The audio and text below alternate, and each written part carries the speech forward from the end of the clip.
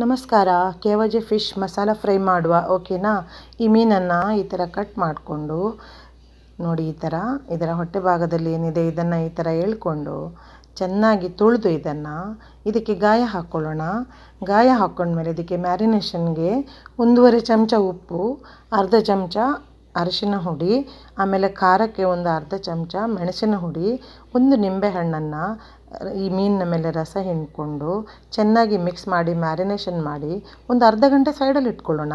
ಓಕೆನಾ. ಇದಕ್ಕೆ 3 medium size tomato, 1 ಇಂಚು ಶುಂಠಿ, ಆಮೇಲೆ 5 ಹಸಿಮೆಣಸಿನಕಾಯಿ, ಆಮೇಲೆ 2 ಮೀಡಿಯಮ್ ಸೈಜ್ ಈರುಳ್ಳಿನ ಈ ಥರ ಕಟ್ ಮಾಡಿಕೊಂಡು, ಕೊತ್ತಂಬರಿ ಸೊಪ್ಪು ದಂಟನ್ನ ಬಿಸಾಕಬೇಡಿ, ಯಾವತ್ತು ಈ ಥರ ಯೂಸ್ ಮಾಡಿ. ಓಕೆನಾ.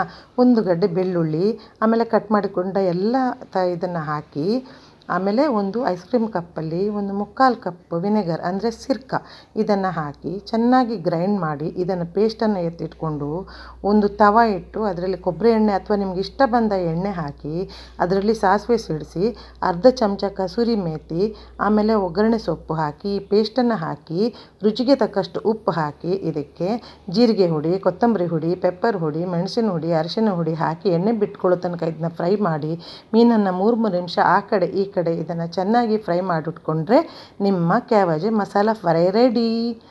ತಿಂದು ನೋಡಿ.